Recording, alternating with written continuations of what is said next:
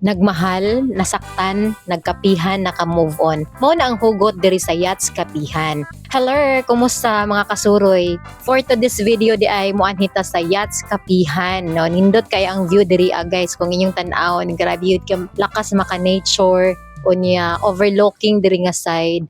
Nig-ana nimo din guys, tan-aw nimo o layo kay mong pananaw niya. Presko kay nga hangin diri guys, bugnaw kay kinay siya sa top sa bukid. So ang Yachts Kapihan di ay inyo ang makita diri sa Davao de Oro. No, going siya sa Davao Oriental between. Dako kay siya area, so pwede ka mo tambay diri, pwede po ka mo tambay din haa. So naay duyan, pwede sad ka magduyan-duyan if you want, di ba? So para malingaw ka, imo gid siyang tuyokon guys. Nindot kaayo siya kay mura ra pug kag nitupong dito sa Pikas Bukid at Bang, di ba?